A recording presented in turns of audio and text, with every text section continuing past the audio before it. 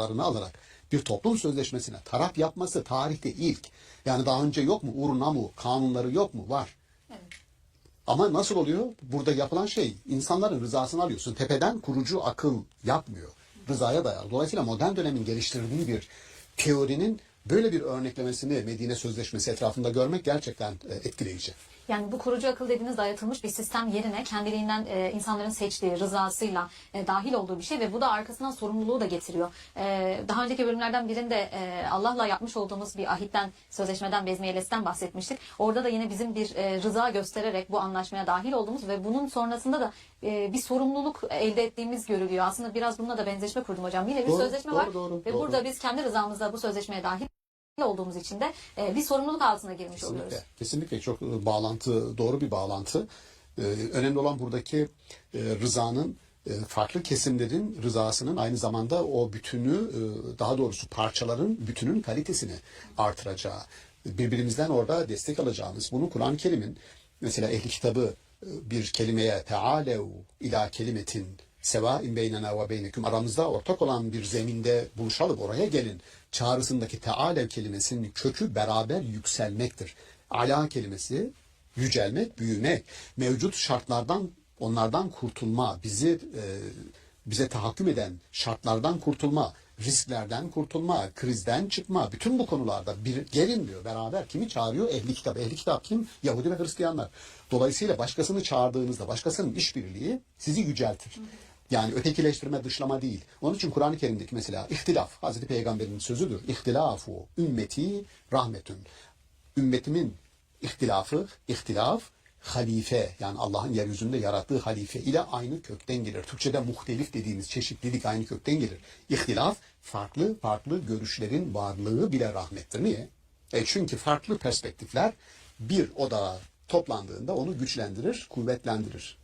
Peki bugüne baktığımızda hocam çok güzel bir mesaj ama bir yandan da modern zamanda baktığımız zaman biz aslında önceki dönemlere kıyasla daha özgür iradeyle hareket ettiğimizi, kendi rızamızla davrandığımızı söylüyoruz ama gerçekten böyle mi? Şu anda bir kurucu akıl olmadığını, tümüyle özgür olduğumuzu ve bununla bağlantılı olarak hareket ettiğimizi söylemek mümkün mü?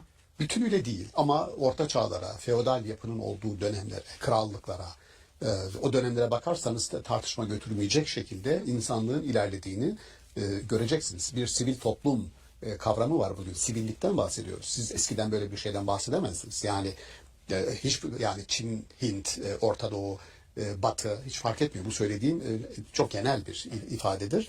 Diyorum ya modern dönemin ürettiği bir kelimedir irade ve rıza. Yani toplum sözleşmeleri kavramı işte diyelim Jean-Jacques Rousseau'yla ancak sen ondan bahsedebilirsin toplum sözleşmesinden. Ama söylediğim şey Hazreti Peygamber'in Medine vesikası toplum sözleşmesinin ilk örneğidir. Yani bir hak ve sorumluluk tanımıdır. Yani 1215 sizin Magna Carta'ya gelmeniz için aradan yüzyılların geçmesi gerekiyor. Yani ilk yazılı hak hukuk tanımı yapan Magna Carta'ya gelmeden çok önce böyle bir şeyin yapılması esaslıdır. Onun arkasında bu ilahi iradeyi, farklı iradelerin dikkate alınmasını isteyen bir ilahi iradenin gücünü ben görüyorum. Evet, yani öyle bir dönemde yaşama hakkının bile birçok hakkın elinde olmadığı, köleliğin olduğu bir dönemde böyle bir özgürlüğün, iradenin verilmiş olması gerçekten büyük bir devrim ve toplumsal olarak da büyük bir sözleşme olduğu anlamına geliyor. Biat dediğiniz şey bile mesela rıza alımıdır. Ya Hazreti Peygamber Mekke'den Medine'ye hicret etmeden önce Medineli kadınlarla bir toplantı yapıyor. Onları çağırıyor ve sadece kadınların katıldığı bir sözleşme mi var orada sözlü? Ben gelirsem Medine'ye beni destekler misiniz? Sadece kadınlar. Bu kadınların biatı ya da rıdvanıdır. Bakın iradesini almaktır. Burada şaka gibi Hazreti Peygamber'in sadece kadınları çağırıp onlardan böyle bir biat alması yani rıza beyanı alması inanılmaz bir şeydir. Ama şöyle takılmıştır bizim tarihimiz. O da trajikomiktir. Hazreti Peygamber kadınlardan biat alırken ellerini mi tuttu, tokalaştı da mı biat aldı yoksa işte elbisesini, cübbesini mi tutturdu onlara falan diye. Hala biz yani başka yerlere takılıp duruyoruz. Evet. Bu tartışma da var maalesef bizim kültürümüzde. Oysa orada çok daha büyük bir anlam dünyası var. Onun kapılarını sana açmaya çalışıyor. Evet. Evet, Maalesef bunu da ufak bu tefek arada ifade etmiş olalım. detaylara takılıp duruyoruz. Daha temel, daha önemli olan Takılıp bir... durmuyoruz Evet. artık. Yani şükür onları aşmaya çalışıyoruz ve büyük Türkiye'deki bana sorarsanız ilahiyat birikim, dini birikim bu tartışmaların açtığı bir anlam, daha büyük bir anlam evreninin varlığına yavaş yavaş erişmeye başladı. O tartıştığımız kısımlar biraz geride kaldı diye düşünüyorum. İnşallah yanılmıyoruz. İnşallah hocam. Evet. Yani burada da bir perspektif sunmuş olalım. Böylece çok teşekkür Ben ederiz. teşekkür değerli ederim. yorumlarınız Sağ için. olun. Sevgili seyirciler, Tövbe suresi 109. ayet bağlamında rıza kavramından bahsettik bugün. Bir sonraki bölümde görüşmek üzere. Hoşçakalın.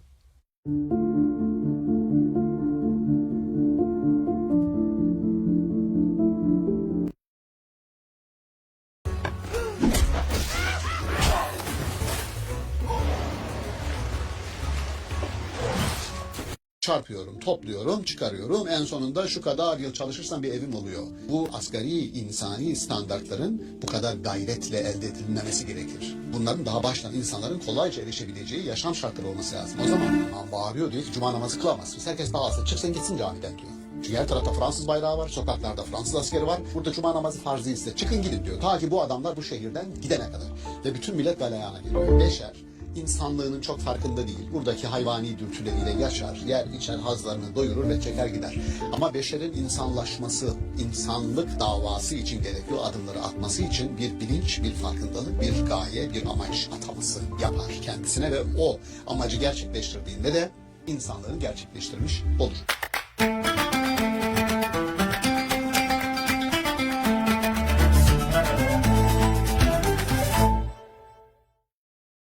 İstanbul Okulu'ndan herkese merhaba. Sevgili seyirciler, bugün Beled suresi bağlamında Sarp yokuş hakkında konuşacağız. Konuğumuz Profesör Doktor Şaban Ali Düzgün. Merhaba hocam. Merhaba. Hocam Mekke'de inen surelerden biri olan Beled suresinden bahsetmek istiyoruz bugün. Bu surede geçen akabe kavramı Sarp yokuş olarak tercüme ediliyor. Sizin de hatta da göstermiş olalım. Sarp yokuşun eteğinde insan kitabına da ismini verdiğiniz. Sarp yokuşu nasıl ele alıyorsunuz? Nasıl değerlendiriyorsunuz? Akabe, Sarp yokuş ne demek? Ne dersiniz? Evet, Mekki surelerden birisini bugün konuk ediyoruz diyelim. Ve oradan da bir kelimeyi öne çıkararak akabe andığınız gibi akıbet Türkçe'de kullanırız. Akıbet hayır olsun falan diye. Aynı kökten gelir. Ama sarp yokuş olarak verdiğimizde hemen arkasında o bize kendi sarp yokuştan ne kastettiğini ayet-i kerimeler açıklayacaklar. Yani onu orada azıcık tutalım ama giriş olarak Beled suresinin bir defa Hazreti Peygamber özelinde Mekke'de çok ciddi bir tespit yapıyor bir kelime üzerinden. La uksimu bihazel beled. Bu beldeye yemin olsun ki Mekke'yi kastediyor özel olarak. Ve ente hillun. Hil kelimesi Türkçe'de kullandığımız helal kelimesiyle ihtilal kelimesiyle aynı köktendir. Hil her türlü saldırıya açık demek. Sen buradasın ama şu anda korunaksız, her türlü saldırıya açık bir durumdasın. Helal, herkese helalsin anlamında. İhtilal edilmesi de mümkün olan. Evet, yani herkese helal durumdasın demek, her türlü saldırıya açıksın anlamında. Hazreti Peygamber'in konumunu, yani daha Mekki sureye geldiğinde henüz ne koruyacak bir güç, onu ne arkasına alabileceği bir güç, hiç kimse yok. Tek başına ve hemen arkasından söylediği Peygamberin burada onun özelinde söylüyor ama bütün insanlara mesaj. Bütün ayetleri teker teker anmayacağım. Sadece bir ikisini dikkati çekeceğim. Sonra esas akabeye geleceğim. İnsanın kebet durumundan bahseder burada. Her insan, biz insanı zorluk çekeceği bir dünyaya aslında getirdik, bıraktık. Yani aslında insan zorluk çeksin diye dünyaya bırakılmış değil. Ama şunu söylüyor. Eğer bir şey başarmak, gerçekleştirmek, değiştirmek, dönüştürmek istiyorsanız, yani insan olmak istiyorsanız, لَقَدْ خَلَقْنَا الْاِنْسَانَ ف۪ي كَبَدٍ. Beşer değil. Beşer insanlığının çok farkında değil. Buradaki hayvani dürtüleriyle yaşar, yer içer, hazlarını doyurur ve çeker gider. Ama beşerin insanlaşması, insanlık davası için gerekli o adımları atması için bir bilinç, bir farkındalık, bir gaye, bir amaç ataması yapar kendisine ve o amacı gerçekleştirdiğinde de insanlığını gerçekleştirmiş olur. Dolayısıyla insan olmak isteyen için bu dünyada zorluklar var diyor. لَقَدْ خَلَقْنَا الْاِنْسَانَ ف۪ي كَبَدٍ. Peki bu zorluk. Sen de bunun bir parçası olarak bu toplumun içerisindesin ve her türlü saldırıya açık durumdasın diyor. Burada onun öncesinde çok güzel bir ayet var ve validin ve mavelet. yeminlerle gidiyor. Çünkü arkadan çok büyük mesajlar gelecek. Ana baba olana da olmayana da yemin olsun ki yine insan üzerinden gidiyor. Sadece anneye, sadece babaya değil. Ana baba olana da olmayana da hepsi onun için, onun gözünde çok değerli ve bütün bunlara yemin ettikten sonra geliyor insanın kendisine verilen nimetleri, donanımları, bütün onları da anlatıyor. Sonra Mekke toplumunda işte gücüyle, kudretiyle, servetiyle kendisine statü yapan ve bunu başkalarının aleyhine kullanan tipleri anlatıyor. Ondan sonra diyor ki bu insan var ya diyor, bütün bunları göz önüne koyun. Ondan sonra bu insan felak tahamel akabe. Sarp yokuşa vurmaya, rampaya bir anlamda çıkmaya cesaret edemedi. Böyle bir şeyi göze alamadı diyor. Şimdi şöyle yapalım. Düz ovada yürüyoruz rahat rahat yol alıyoruz. Sonra birden geliyor ova ve şöyle bir sarp yokuş çıkıyor. Aa, ben buraya çıkamam diyorsunuz. Benim nefesim buraya yetmez. Ya da kendimi burada yormayayım ben. Olabilir. Çok fiziksel olarak böyle bir mecazi bir kullanım. Peki hangi olaylar, ne tür girişimler sarp yokuştur? Yani herkesin öyle teşebbüs edebileceği türden işler değildir. Bunlar ancak büyük ruhların, büyük yüreklerin girişebileceği işlerdir. Merak ediyoruz. Yani Kur'an-ı Kerim bütün insanları önce eşitliyor. Hangi konuda eşitliyor? Düz ovada, düz yolda yol alırsınız diyor. Ama sonra birden bir sarp yokuş gelir. Yani herkesin girişemeyeceği işler gelir önünüze. Bir kısmınız der ki bu beni aşar, ben burada yokum. Merak ediyorum ya Rabbi hangi işler onlar? Yani ki ben diyebilir ki ya Rabbi bunu bana göster. Ben kendi kalitemi bir ölçeyim. Bakayım o işe ben girişebiliyor muyum, girişemiyor muyum? Birincisi aslında bunun Beled suresinin ve peygamber mesajının bütün odağını oluşturan iki unsur var burada. Onlardan ilki fekkü rakabe. Kölelere özgürlük. Yani birinci kavram özgürlük.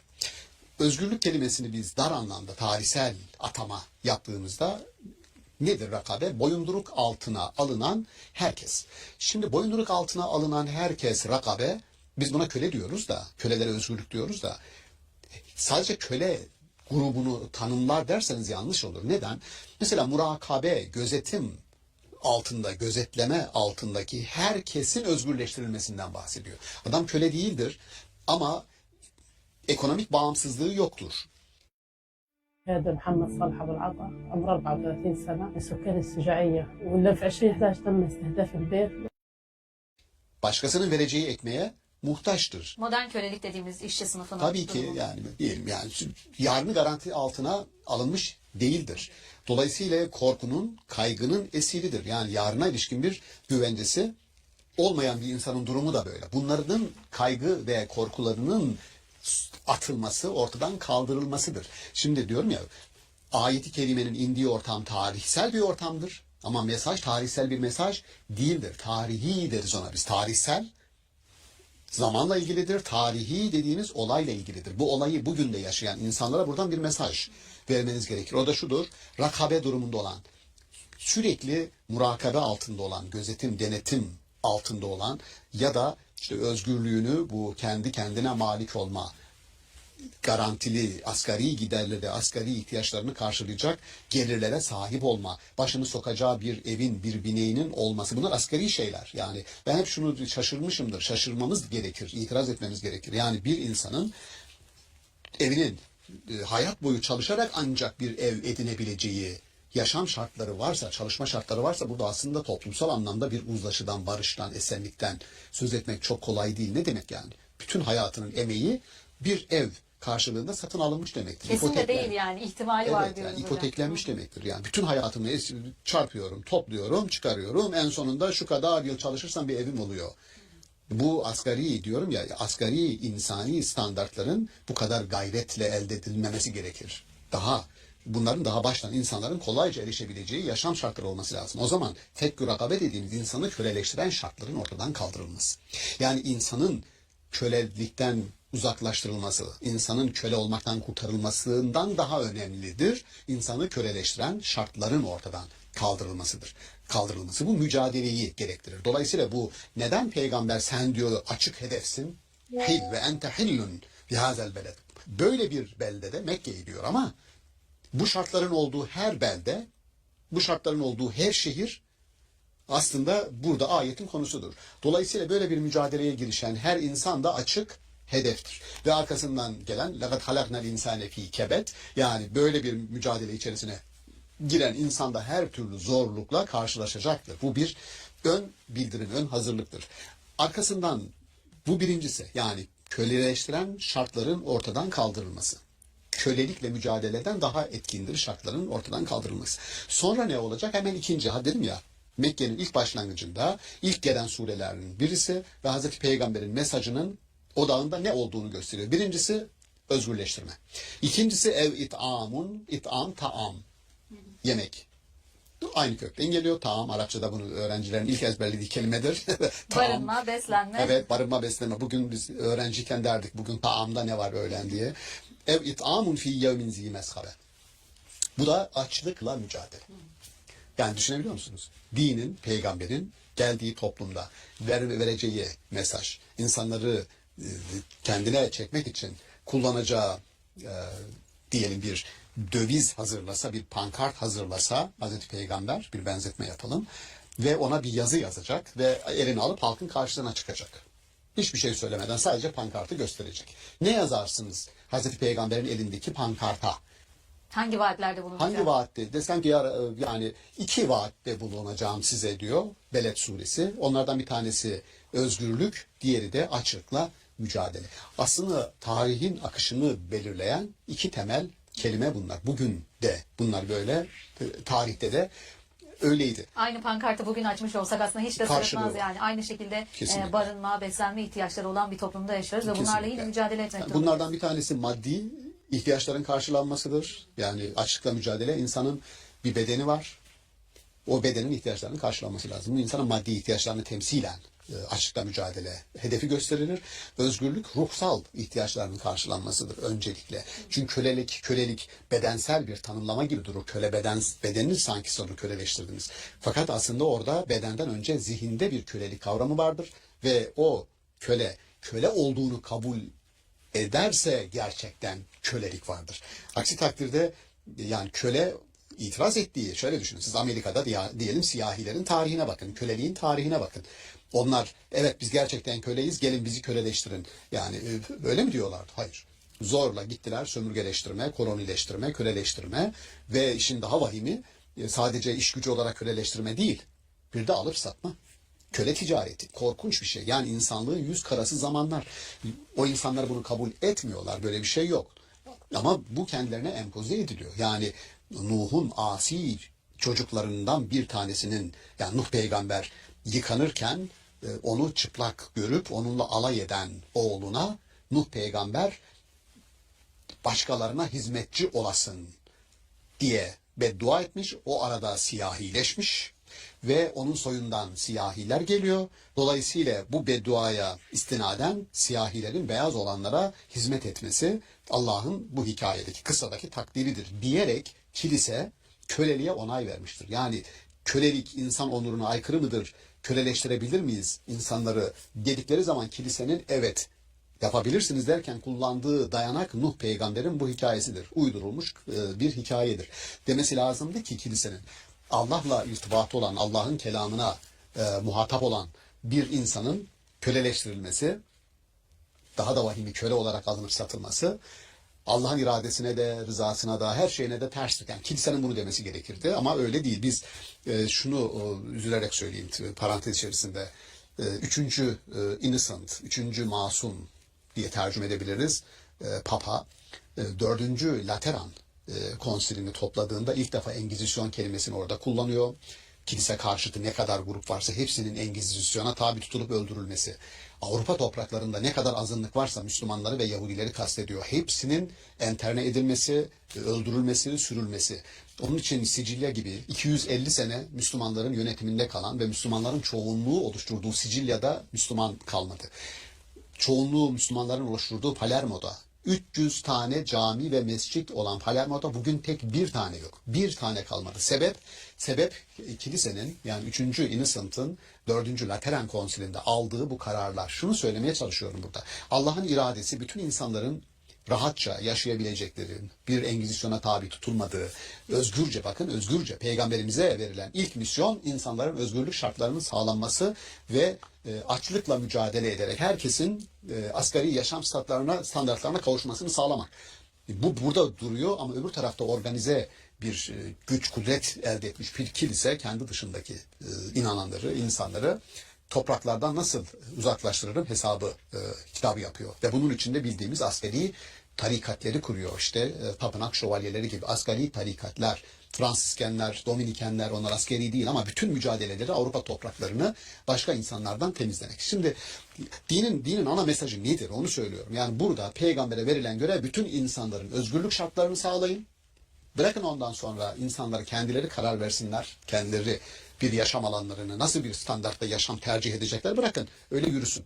Ama din tabanlı bir kurumun dünyayı kendi dışındaki insanlara dar etmesi iki türlü de hem asgari standartların karşılanması, açlıkla mücadele anlamında hem de özgürlük gibi çok yüce, üstün bir kelimenin maalesef topraklarından göç etmesine sebep olmuş. Aslında İslam'ın kendi içindeki mantığıyla da doğrudan örtüşen bir şey. Yani özgür bir iradeyle inanmak ve bunu sürdürebilmek için asgari temel şartların da yaşamsal olarak sağlanması gerekiyor. Önce özgür olmak, özgür bir iradeyle inanabilmek ve özgür bir biçimde, rahat bir biçimde yaşayabilmek gerekiyor. Böyle kaygıların, yaşamsal kaygıların olduğu bir durumda zaten inancın da doğru ve yerinde bir şekilde sürdürülmesi mümkün görünüyor. Kesinlikle yani asgari işte bizde çok meşhurdur yani cuma namazının insanlara farz olabilmesi için bir şehirde cuma namazının kılınabilmesi için şehrin özgür olması gerekir. İnanılmaz bir ilke bence çok güzel. Yani özgür değilseniz işte Maraş'ta Fransızların işgalindeki Maraş'ta olan oydu bizim tarihimizin çok güzel bir sayfasıdır. Yani evet imam bağırıyor diyor ki cuma namazı kılamazsınız. Herkes dağılsın çıksın gitsin camiden diyor. Çünkü her tarafta Fransız bayrağı var, sokaklarda Fransız askeri var. Burada böyle toplandık hadi bir mübarek cuma günü namaz kılacağız diyor. Burada cuma namazı farz değilse çıkın gidin diyor. Ta ki bu adamlar bu şehirden gidene kadar.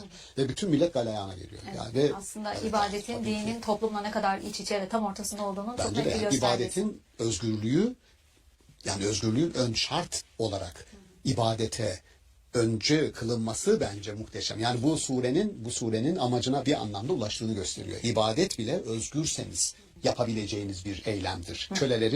Kölelerin cuma namazı kılması caiz değil. Gidin önce özgür olun. Ondan sonra gelin camiye diye. Bence muhteşemdir. Kesinlikle öyle hocam. Bence Fransızlar acayip bir şok yaşamışlardır yani Kesinlikle öyle. Maraş'ta. Yani buradan bir temennide bulunmuş olalım yani özgür ve rahat huzurla yaşanabilen bir şartta dinimizi yaşayabilmenin mümkün olduğu, bütün dünya için geçerli olduğu bir evrensel bir temennide bulunmuş olalım. Evet, din özgürlük demek, asgari yaşam standartlarının sağlandığı bir dünya demek. Bunun için var. İnşallah hocam. Çok teşekkür ederiz. Ben teşekkür ederim. Değerlendirmeniz Sağ için. olun. Sağ olun. Sevgili seyirciler, Beled suresi bağlamında Sarp yokuş hakkında konuştuk bugün. Bir sonraki bölümde görüşmek üzere. Hoşçakalın.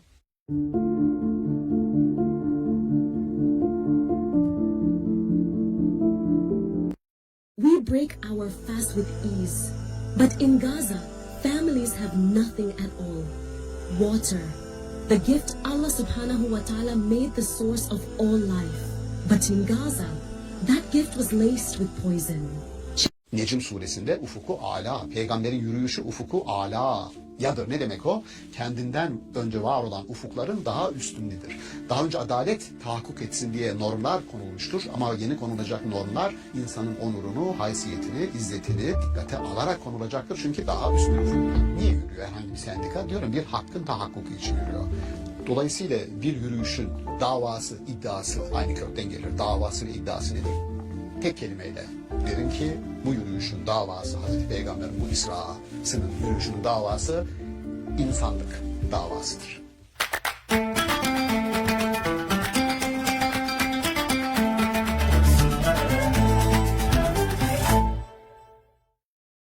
İstanbul Okulu'ndan herkese merhaba. Sevgili seyirciler, bugünkü konumuz İsra Onur Yürüyüşü. Konuğumuz Profesör Doktor Şaban Ali Düzgün. Merhaba hocam. Merhaba.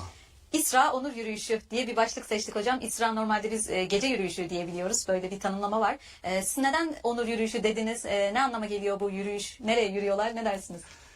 Yani İsra bir suremizin adı Kur'an-ı Kerim'de. Hazreti Peygamber'e ilk gelen ayet işte Alak suresi diye biz biliyoruz gelen ayetleri İkra bismi rabbikellezi halak diye. Bazı rivayetlerde Peygamberimize gelen ilk ayetin Sübhanellezi esra bi abdihi leylen devam eden ayet olduğu rivayetleri de var.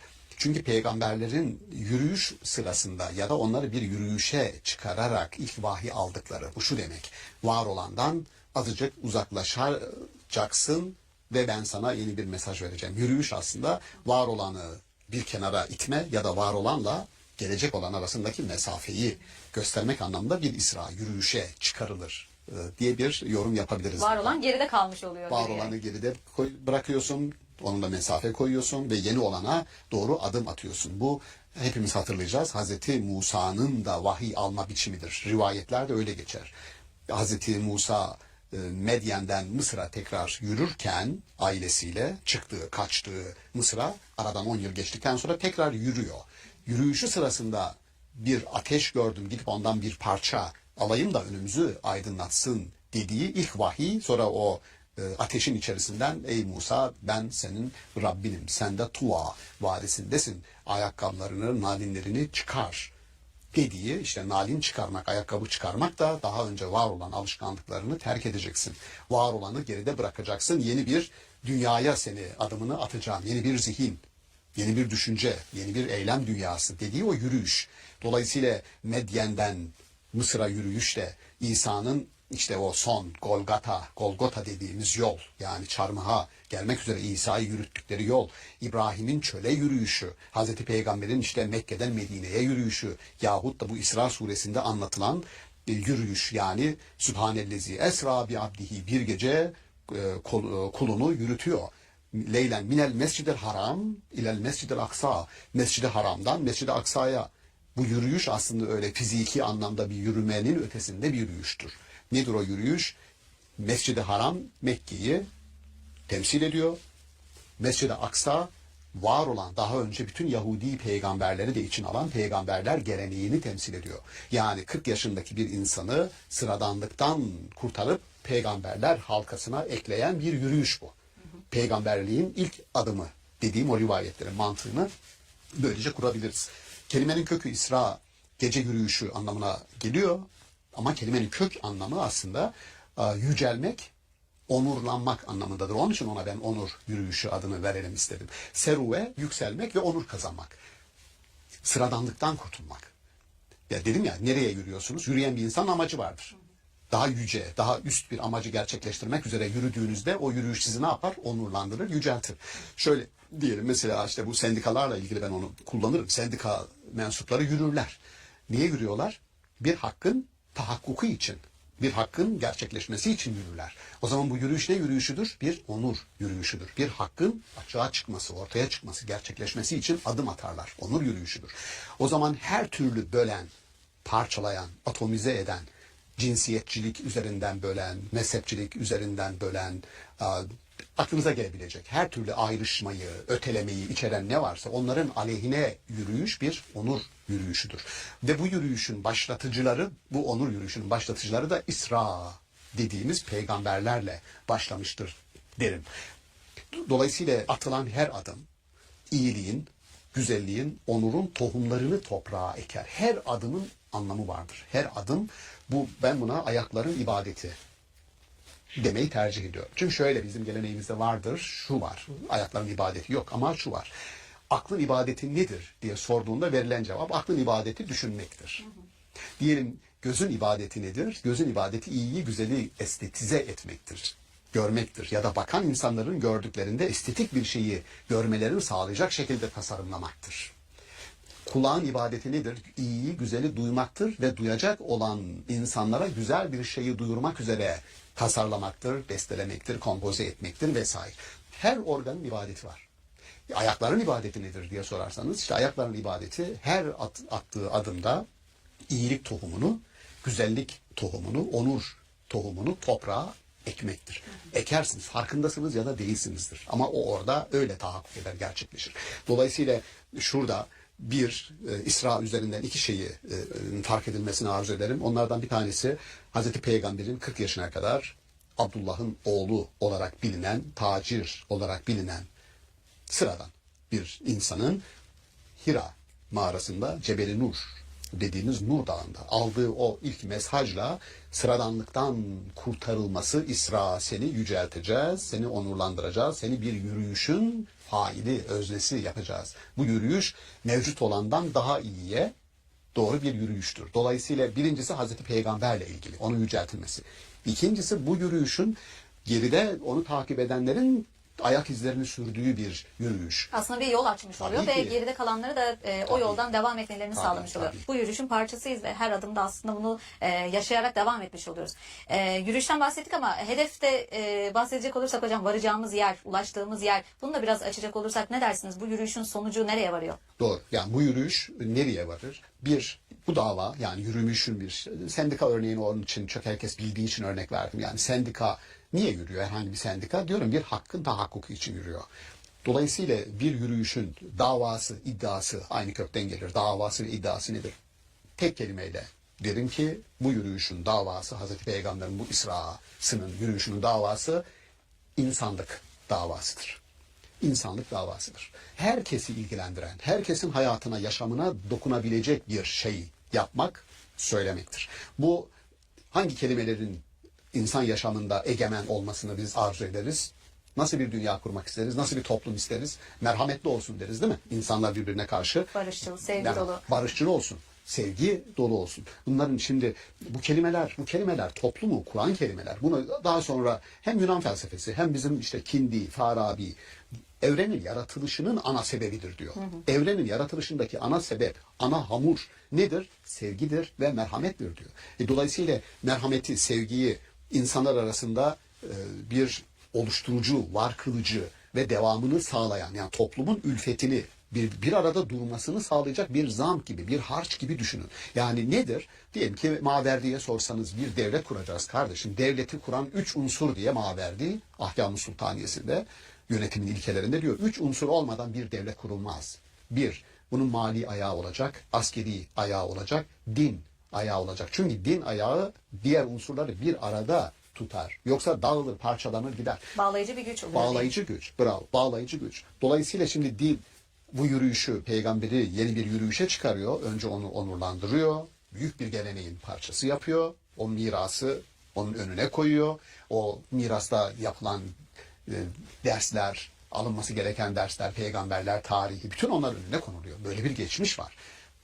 Senin yöneldiğin hedef gelişim süreçleri ışığında bakarsanız gelişiyoruz. Senin taşıdığın mesaj daha önceki mesajlardan daha üst bir mesaj olmalıdır. Onun için ufuku ala ile buluşturuyoruz onu diyor.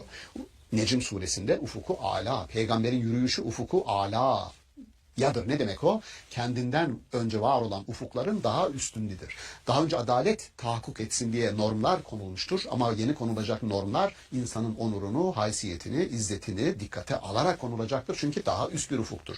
Daha önceki toplumların da ahlak iddiası vardı ama yeni kurulacak toplumda ahlak bu kriterleri dikkate alacak, daha üst bir ahlak olacaktır. O daha üst limiti nerede kendini gösterir? Daha üstten kastımız ne? Sadece benim grubumda olanı dikkate alırsam bu daha üst değil işte. Bu normal standart bir davranış. Bu benim kardeşim, ben onu korurum. Bu benim sülalemden, ben onu korurum. Bu benim dinimden, bu beni korur, ben onu korurum. Bu Yahudi mantalitesi. Allah kimin Allah'ıdır? Bizim Allah'ımızdır. Peki biz kimiz? Allah'ın sevgili evlatlarıyız. Bu söylediğim nedir? Yahudilerin Tevrat'taki ifadeleri Kur'an-ı Kerim'in de eleştirdiği ifadeleridir. Yani tekel mantığı çalışıyor. Dinde tekel, Allah'ta tekel, evrensellik yok, göremez. Öyle bir şey yok. Herkes, bütün insanlık davası.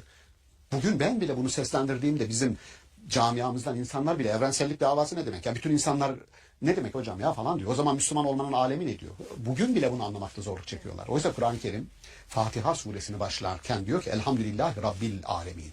Bütün alemlerin Rabbidir. Sadece bir grubun değil, sadece inanan tek bir dinin değil. Ve bitirirken de Kur'an-ı Kerim unutulmuştur belki bu mesaj diye. Kul a'uzu bi rabbin nas. Bütün insanların Rabbi diyor. Başlarken alemlerin Rabbi, alem kelimesi Kur'an-ı Kerim'de hem bildiğimiz kozmik alem anlamında hem de kabile anlamında kullanılır. Yani Yahudilerde Allah tek bir kabilenin tanrısıdır.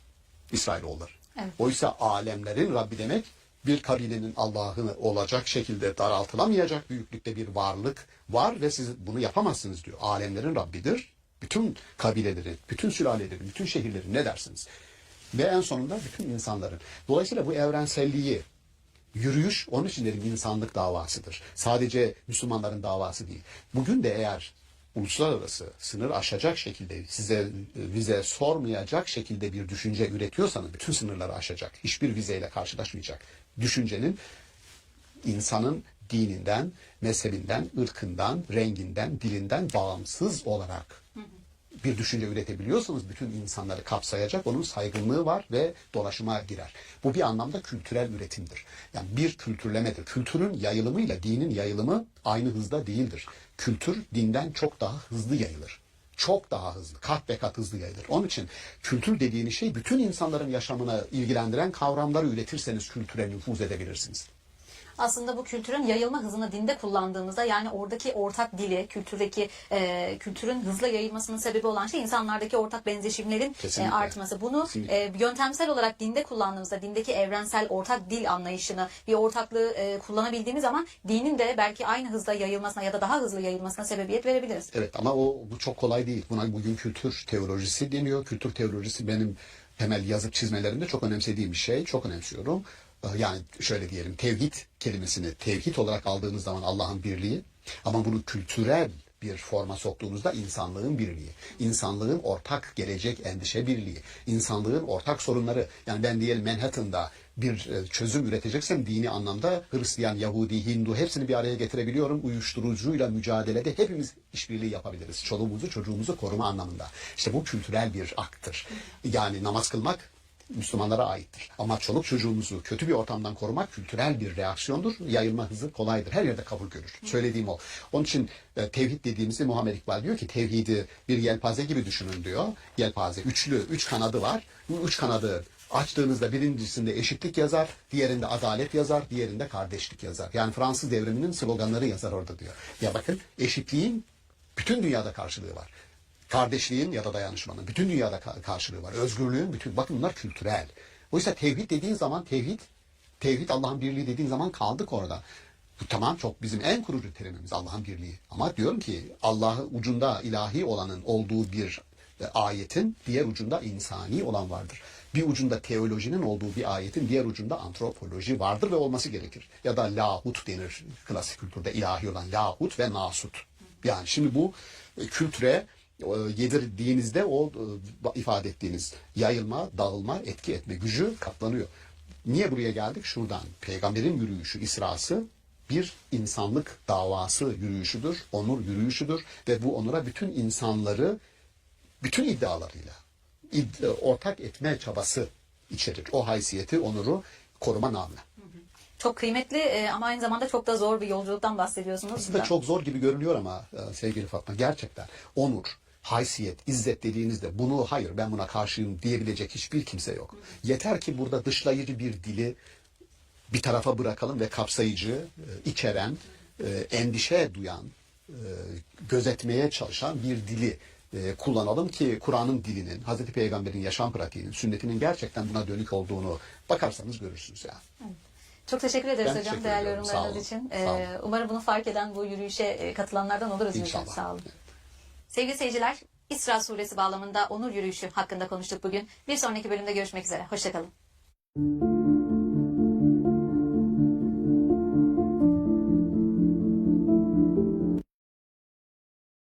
Well, here we are again, wondering, is this job right for me? Everyone gets itchy feet, especially in their first job. But you could try LinkedIn Job Collections. They've got loads of roles tailored to your interests, like social impact. If you're looking for a new role, LinkedIn knows how. İşte Marx'ın meşhur sözü, filozoflar dünyayı hep yorumladılar. Oysa dünyayı yorumlamak değil, değiştirmek gerekiyordu diyor. Diyorum ki Marx peygamberlere işaret ediyor. Bir anne çocuğunu parka götürüyor, bir kenarda oturuyor. Çocuğu da parkta serbest bırakıyor, 5 yaşındaki çocuk. Oğlum oyna diyor. Fakat gözü üzerinde. Neden? Bu koruma güdüsüyle, bu gözetleme aslında bir gözetme içeriyor. Gözetmede ne var? Gözetim toplumu merhamet toplumudur. Biz Allah'ın bizi gözetmesi yahut gözetlemesi, murakabesini nasıl algılıyoruz? Bu gözetleme bir müdürün bütün lise talebelerini sigara içiyorlar mı içmiyorlar mı diye sürekli gözetlemesi. Yakaladım seni. O mantıkla mıdır? Yoksa şu söyleyeceğim mantıkla mıdır?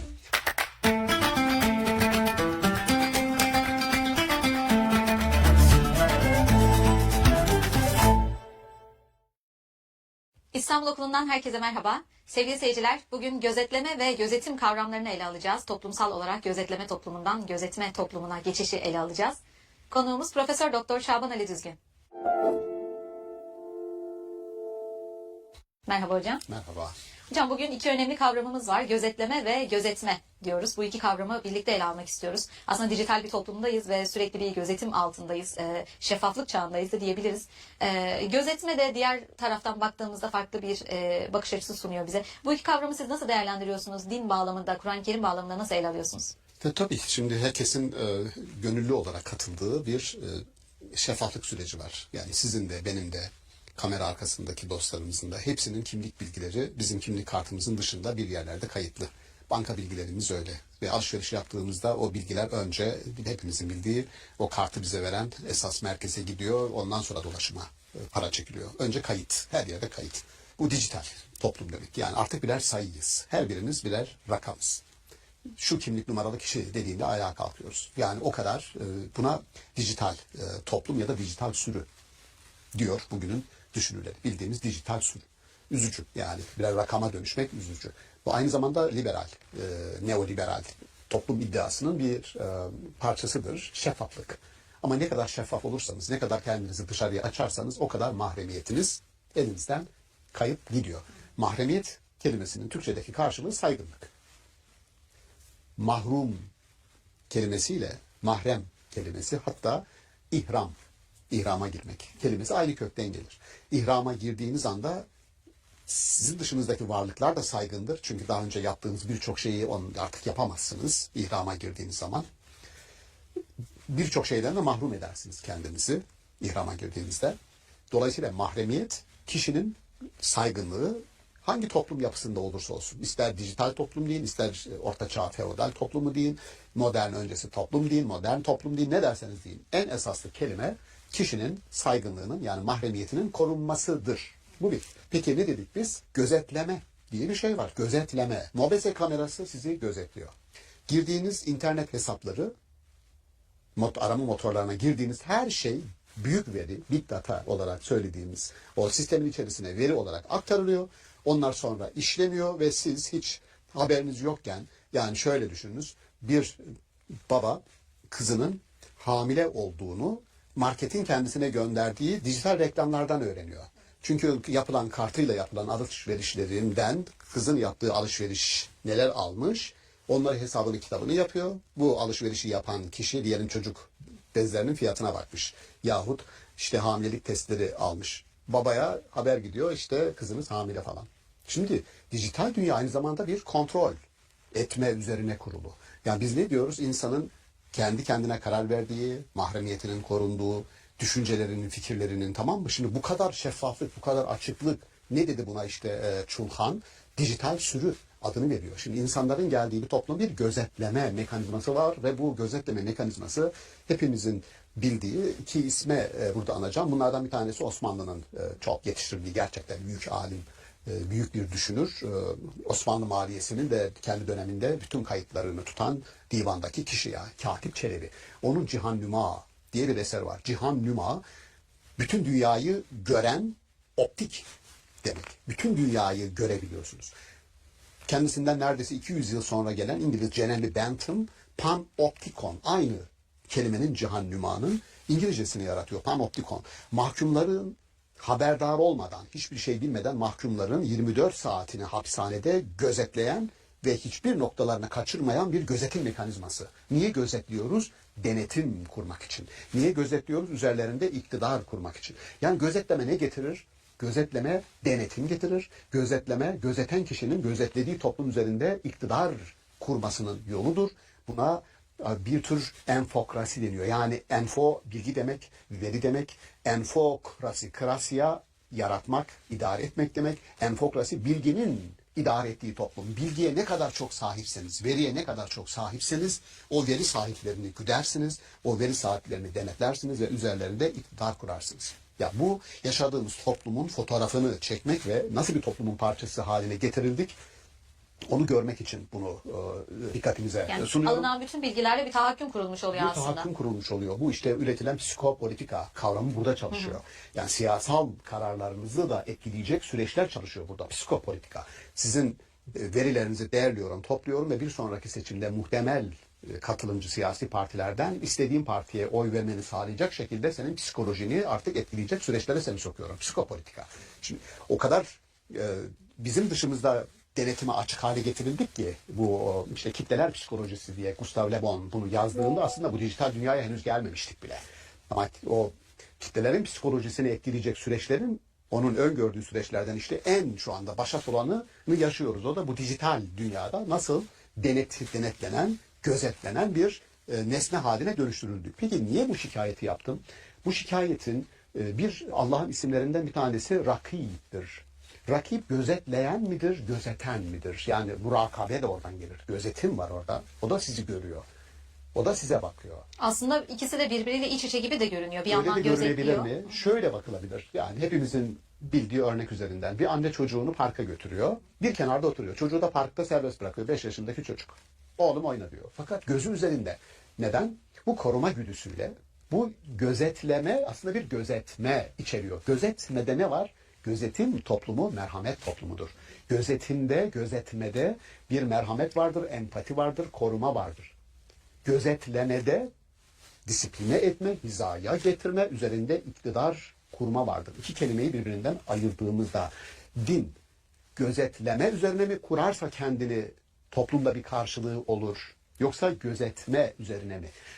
Gözetme kelimesinin öne çıkarılmasını, önünün açılmasını arzu ettiğim için bu iki kelimeyi karşı karşıya koyalım. İçinde yaşadığımız toplumun fotoğrafını çekelim. Sonra da bu fotoğraftaki negatifliği, aleyhimize çalışan süreçleri nasıl iyiye, herkes için iyiye evirebiliriz onun düşüncesine dalalım. Oradayım ben. Biraz da şöyle bir algı da aklıma geliyor hocam, yani bir annenin çocuğunu gözetmesi dediniz ve gözetlemesi, örnek üzerinden gideceğim yine. Orada çocuğun hissettiği şey de önemli gibi görünüyor. Çünkü annesi onu koruyucu, şefkatli, merhametli bir şekilde mi gözetiyor, yoksa üzerine baskı mı kuruyor, onu disipline etmek için bir tahakküm mü kuruyor? Çocuğun da öyle hissetmesi aslında özgürlüğüne müdahale gibi de görülebilir. Çok güzel. Aynı şey işte halkın, muhatabın dinle, Kur'an'la ilişkisinde, yani bir çocuk gibi biz Allah'ın bizi gözetmesi yahut gözetlemesi, murakabesini nasıl algılıyoruz? Bu gözetleme bir müdürün, daha uç bir örnek verelim, bir müdürün bütün lise talebelerini sigara içiyorlar mı, içmiyorlar mı diye sürekli gözetlemesi, yakaladım seni, o mantıkla mıdır? Yani suç işlerseniz hemen yakalarım mantığıyla mıdır? Yoksa şu söyleyeceğim mantıkla mıdır? Kur'an-ı Kerim kendisini nur olarak adlandırıyor. Allah'ı nur-u semavati vel ard, göklerin ve yerin ışığı, aydınlatıcısı nur olarak adlandırıyor. Nur. Peygamber de öyledir. Gelen mesaj da öyledir. Niye nur? Nur ne yapar? Işık ne yapar? Aydınlatır, yol gösterir. Yol gösterir. Ama daha ilerisi, toplumsal tarih açısından bakarsak ben şöyle diyorum. Görünmeyen, var olan ama görünmeyen bedenler var toplumda. Nerede onlar? Toplumun en altında. Kimsenin haberi yok. Sürünüyor yani. Sefil. Dezavantajlı Dezavantajlı gruplar. Bunları kimse görmüyor ve görmek istemiyor. Işık tuttuğun zaman ancak görünüyor. Üzerine ışık tutuyorsun, milletin gözüne. Bunu görün diyorsun. Nur odur. Yani sadece aydınlatmak değil. Aynı zamanda yani şöyle düşünün. Güneş doğduğunda birçok şeyi, yani ortada görünmeyen birçok şeyi görmeye başlarsın. Hoşuna gitsin, gitmesin. Kur'an-ı Kerim bu kadar reeldir.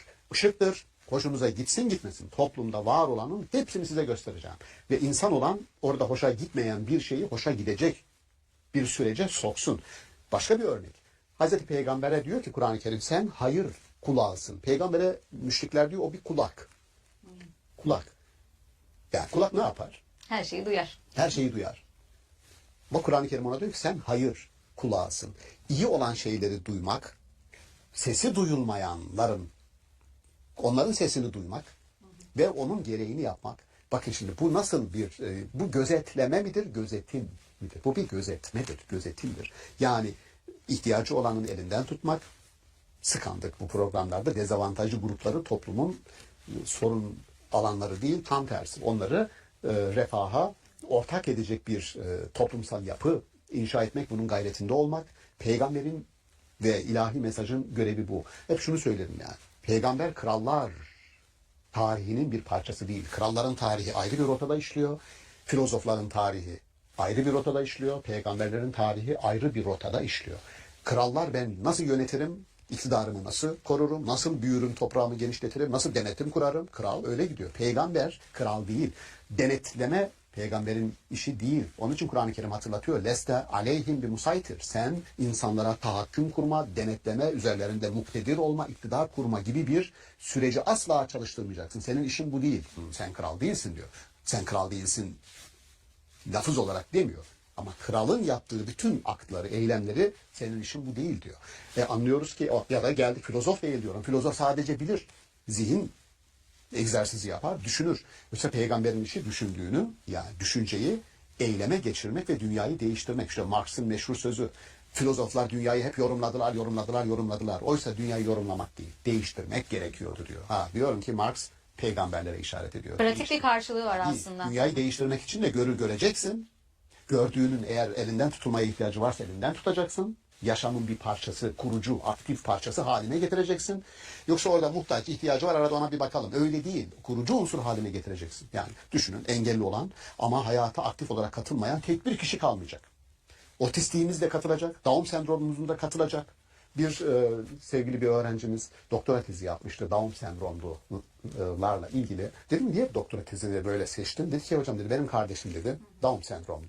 Onun için dedi ve bir çalışmanın parçası olarak Down sendromlu çocukları Ankara'da topladı. Bu videoyu dinleyecektir eminim. Ve Hacı Bayram Veli Camii'ne götürdü bir namaza. Down sendromlu çocuklar.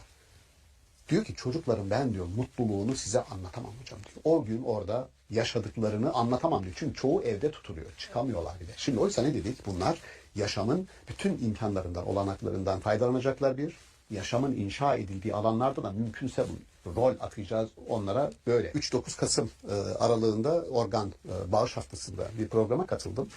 Sonra program sonrasında organize eden arkadaşlarımız dediler ki bir alt katımızda hocam serebral palsili çocukların konseri var. Her hafta geliyorlar, müzik çalışması yapıyorlar. İndim oraya aileleriyle birlikte o çocuklar orada çalıyorlar, söylüyorlar. İnanılmaz bir katılım var. Mükemmel. Şu dezavantajlı gruplar hepimizin çocuğu, hepimizin kardeşi bunlar toplumsal olarak. Bunları ne kadar altında gözetlenecek, korunacak mekanizmanın parçası yaparsak bir. İkincisi inşa etme süreçlerine ortak edersek 7 milyon, 8 milyona yakın engelli, dezavantajlı grup var Türkiye'de. Az bir rakam değil. Dolayısıyla toplumun bütün kesimlerini bu şekilde gözeten bir toplum mahremiyeti, saygınlığı, karşılıklı empati duygusunu, birlikte var olma ve birlikte var kılma, hayatı var kılma süreçlerini işlettiği zaman o saygınlık üst dereceye çıkar. Buradaki derdim şu, gerçekten çok şeffafız. Bütün verilerimiz, bilgilerimiz her tarafa açık. Bunun üzerimizde kuracağı denetimi, üzerimizde kurulacak iktidarı mümkün olduğu kadar minimize etme ve dinin bu gözetme, koruma mekanizmasını biraz daha orada farkındalık yaratma çabamız olsun arzu ediyorum. Çok mühim bir farkındalık gerçekten hocam. Sadece engelli bireyler de değil, toplumda birçok farklı kesimin dezavantajlı olduğunu, daha alt sınıf gibi görüldüğünü de görüyoruz. Aslında din burada bir eşitlik, bir adil bir düzen sağlamaya çalışıyor. Doğru. Ve bu farkındalıkla beraber biraz daha bunları aşmamıza sebebiyet verecektir diye düşünüyorum. Kesinlikle. Yani bu farkındalığa dikkat çekelim diye böyle bir başlık koyduk. Umarım arzu ettiğimiz hedefi yakalamış oluruz.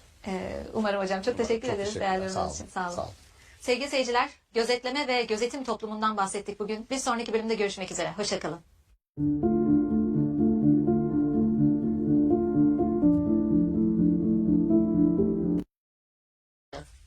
Hasen dediği güzel bir sonuca evrilecek. Olur bir hasta oluruz ya, hasta oluyoruz.